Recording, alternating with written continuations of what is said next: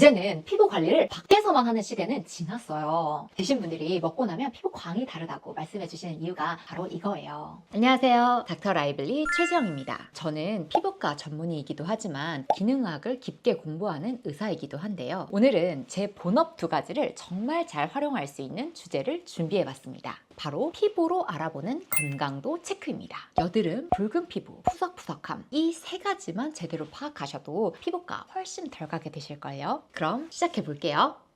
첫 번째는 여드름입니다. 여러분, 여드름이 어떻게 만들어지는지 아세요? 여드름의 출발점은 바로 모낭이에요. 모낭은 피부의 털이 자라나는 길이자 모낭 옆에 붙어있는 피지샘과 연결이 돼서 피지가 배출되는 통로이기도 합니다. 원래 정상적인 모낭에서는 모낭 안쪽의 각질세포가 주기적으로 탈락하면서 모낭이 깨끗하게 유지가 되거든요. 이 길을 통해 피지 또한 원활하게 배출되기도 하고요. 그런데 여기서 균형이 깨지면 각질세포가 많이 만들어지거나 잘 탈락하지 않게 되고 피지까지 과잉 생성되면서 모낭 출구에 각질 플라그라는 것이 만들어지게 돼요. 이 과정에서 생기는 것이 흰색 혹은 검은색 피지 덩어리로 보이는 코메돈이라는 건데요. 이 각질과 피지가 엉겨붙은 코메돈에 균이 증식되면서 염증 반응이 생겨나면 어떻게 될까요? 피부가 붉어지고 심해지면 곪기도 하죠. 이게 바로 우리가 뾰루지라고도 부르는 염증성 여드름입니다.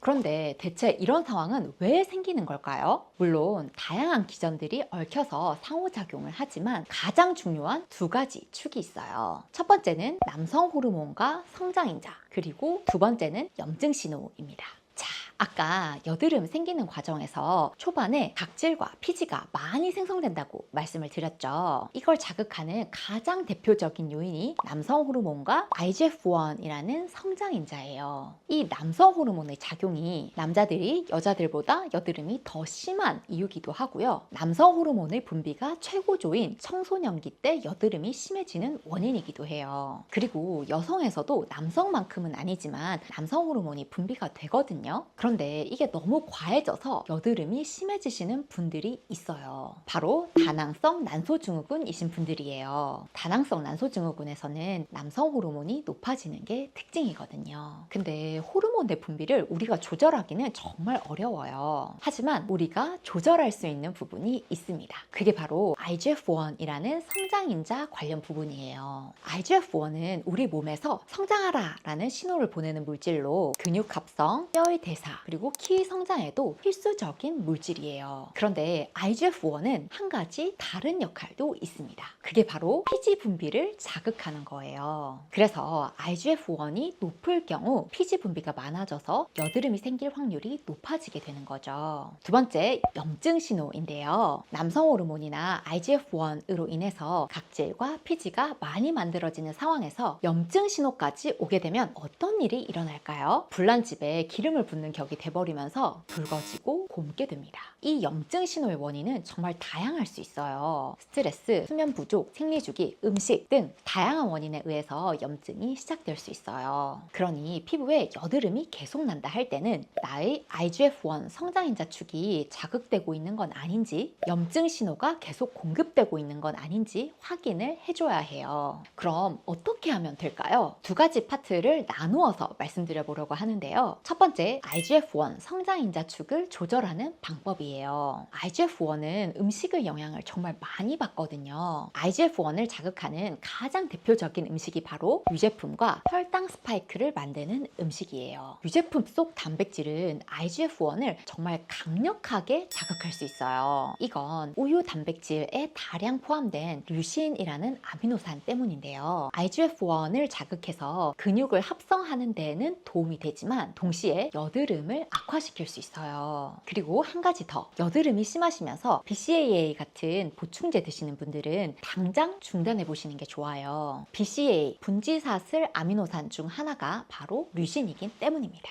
그리고 IGF-1은 혈당 스파이크를 만들 때 함께 증가하거든요. 그래서 빵, 떡, 과자 같은 정제탄수화물과 당분은 꼭 줄여주시는 게 좋답니다. 그리고 두 번째 파트, 몸속 염증 신호를 줄여주기 위해서 할 수 있는 일들인데요. 먼저 잘 자고 잘 쉬는 거에서 시작하시면 좋고요. 그리고 식단에서는 염증 유발 음식을 최대한 줄여주시면 좋아요. 제가 항상 강조하는 밀유설튀, 밀가루 유제품 설탕 튀김 최대한 줄여주시면 좋을 것 같아요. 그리고 몸의 염증을 개선하는데 정말 도움이 되는 음식이 십자화가 채소인 거 이제 다들 알고 계시죠? 십자화가 채소는 여성들의 에스트로겐 대사를 안전한 방향으로 가이드해서 생리 주기로 인한 여드름에도 도움을 줄 수 있어요. 그러니 십자화가 채소 혹은 십자화가 채소로 만든 라이블리 스무디도 드셔보시면 좋을 것 같아요. 그리고 영양제로는 비타민 D와 오메가3를 자주 추천을 드리는데요. 이 두 가지가 몸의 염증 신호를 줄여줄 수 있는 유효한 방법 중 하나이기 때문입니다.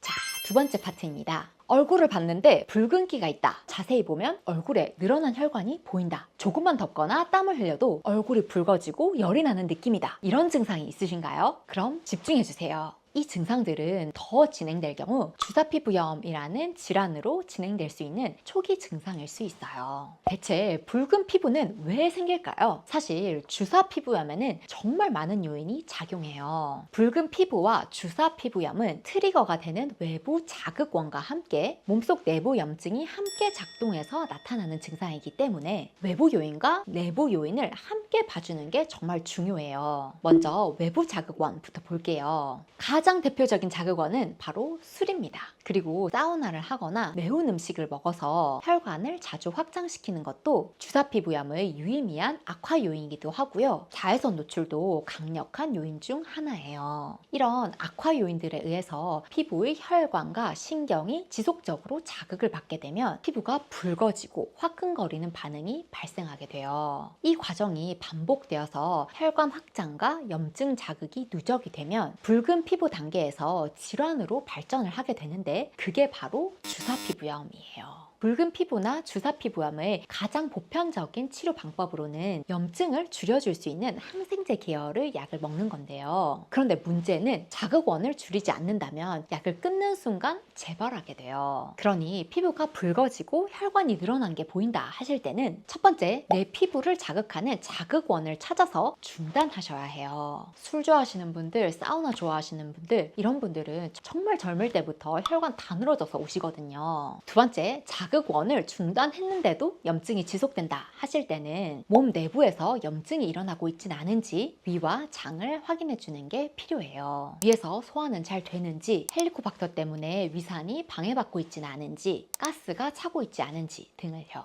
헬리코박터 없이 위 소화 기능만 약간 떨어져 있다 하시는 분들께는 에사비가 큰 도움이 될 수 있어요. 실제로 주사피부염 환자 중에 위가 안 좋아서 가스가 차시는 분들, 15 환자들에서 위와 장을 치료를 했더니 주사피부염이 개선되었다라는 보고도 있어요. 그리고 앞서 말씀드린 것처럼 장에서 염증을 유발할 수 있는 밀유설튀를 줄여보시고 라이블리 스무디와 함께 비타민 D, 오메가3도 함께 챙겨주시면 염증 조절에 큰 도움이 되실 거예요. 이런 생활습관 개선을 해보셨는데도 증상이 지속된다 하실 때는 장내 세균총 균형을 바꿀 수 있는 약물 치료도 도움이 될 수 있으니까 피부과 선생님과 상의해 보셔도 좋을 것 같아요. 자, 이제 세 번째 파트입니다. 거울을 봤는데 윤기는 하나도 없고 푸석푸석한 피부 만나본 적 있으시죠? 피부는 대체 왜 푸석푸석해질까요? 피부가 광나고 윤기 나는 상태를 유지하기 위해서는 정말 중요한 게 한 가지 있어요. 바로 피부의 산성도예요. 피부가 약산성인 게 좋다는 건 이제 다들 알고 계시잖아요. 이게 왜 중요한 줄 아세요? 이 산성도는 피부를 지키는 그야말로 핵심 중에 핵심인데요. 피부의 산성도가 중요한 이유를 한번 살펴볼게요. 첫 번째, 피부 산성도는 각질 세포가 적절히 분화되어서 잘 탈락할 수 있게 도와줘요. 덕분에 쓸데없이 각질이 쌓이지도 않고 피부가 건강한 상태를 유지할 수 있게 돼요. 두 번째, 피부 산성도는 천연 보습 인자를 만들도록 도와줘요. 우리 피부 속엔 보습을 담당해주는 천연 보습 인자라는 게 있는데 이건 효소에 의해 분해가 돼서 활성화가 돼요. 그러다 보니 이 효소가 활동을 잘 할 수 있는 환경이 필요한데 이때 중요한 게 바로 산성도예요. 피부가 약산성일 때 이 효소들이 잘 작동해서 천연 보습 인자를 만들 수 있는 거죠. 세 번째, 피부 산성도는 피부 장벽인 지질이 잘 생성되도록 도와줘요. 피부 장벽 중에 세라마이드가 중요한 건 이제 다들 아시죠? 사실 세라마이드뿐만 아니라 콜레스테롤, 지방산의 비율이 적절한 게 정말 중요한데요. 이 세라마이드, 콜레스테롤, 지방산이 적절히 생산되기 위해서는 또 효소의 작용이 필요해요. 이 효소가 제대로 작동하는 데에도 약산성의 환경이 정말 중요한 거죠. 결국 피부가 제대로 기능하는 가장 근간이 되는 환경 중 하나가 바로 산성도라고 보시면 돼요. 우리 피부의 산성도는 어떻게 만들어질까요? 이게 참 재밌는 부분인데요. 우리 피부는 이 산성도를 지켜내는 특별한 펌프를 가지고 있어요. 이 펌프는 산성을 만드는 수소이온을 밖으로 퍼내서 산성도를 유지해줍니다. 그런데 물도 퍼내려면 힘이 들잖아요. 이 펌프도 수소이온을 퍼내는데 에너지를 사용해요. 그럼 이 에너지를 만드는 곳은 어디일까요? 맞추신 분들도 계실 것 같은데요. 제가 늘상 강조하는 세포의 에너지 공장, 바로 미토콘드리아예요. 즉, 미토콘드리아가 건강해야 이 펌프가 잘 작동해서 피부의 산성도가 지켜지고, 이 산성도가 지켜져야 우리 피부가 제대로 작동할 수 있게 되는 거예요. 그럼 이때 어떻게 하면 좋을까요? 피부 장벽 보강해주는 크림 당연히 도움이 됩니다. 그런데 그것만으로는 피부 산성도를 회복시킬 수가 없고 우리 피부의 기능도 회복시킬 수가 없어요. 결국 광나고 윤기 있는 우리 피부를 위해서는 피부세포의 미토콘드리아를 도와줘야 해요. 피부의 미토콘드리아는 어떻게 도와주면 될까요? 첫 번째는 미토콘드리아를 방해하는 요인을 줄여주는 거예요. 미토콘드리아를 방해하는 가장 큰 요인은 제가 항상 이야기하는 세포의 매연, 활성산소입니다. 우리 몸속에서 활성산소를 만드는 모든 것들은 피부에 영향을 줄 수 있답니다. 그 중에서 가장 대표적인 게 스트레스와 수면 부족이에요. 스트레스 받고 잠 못 잘 때 피부가 푸석푸석해지는 건 결국 과학이랍니다. 근데 그렇다고 우리가 스트레스 안 받고 살 수는 없잖아요. 그러니 최대한 긍정적으로 생각하시면서 잠이라도 푹 주무시는 게 정말 중요해요. 그리고 두 번째로 활성산소를 줄여주는 대표적인 기전, 글루타치온을 활용하시는 거예요. 영양제를 먹는 것도 도움이 될 수는 있지만 우리 몸이 스스로 글루타치온을 생성하도록 도와줄 수 있는 음식이 있죠. 바로 십자화가 채소입니다. 드신 분들이 먹고 나면 피부 광이 다르다고 말씀해 주시는 이유가 바로 이거예요. 그리고 염증을 생산하는 모든 기전은 활성산소를 만들거든요. 그러니 앞서 말씀드린 염증 줄이는 방법들 다 적극적으로 활용해 보시면 좋을 것 같아요. 자, 오늘은 피부가 보내는 3가지 신호를 통해서 우리 몸의 건강 상태를 파악하고 개선하는 방법을 살펴봤는데요. 여드름, 붉은 피부, 푸석푸석함이 생각보다 정말 많은 걸 말해주고 있지 않나요? 피부를 괜히 몸에 난 창문이라고 하는 게 아닌 것 같아요. 그리고 여러분, 이제는 피부 관리를 밖에서만 하는 시대는 지났어요. 피부는 그야말로 우리 몸속 모든 곳과 연결되어 있는 가장 거대한 장기거든요. 결국 우리 몸속에서 일어나는 일들이 고스란히 반영되게 돼요. 그러니 피부 문제에 대해서 화장품만 고민하시기보다는 나의 생활 습관 그리고 나의 몸 속을 함께 돌아보시길 바래요. 결국 몸 속이 예뻐져야 피부도 예뻐진답니다. 그럼 다음에 또 유익한 내용으로 찾아뵐게요. 안녕!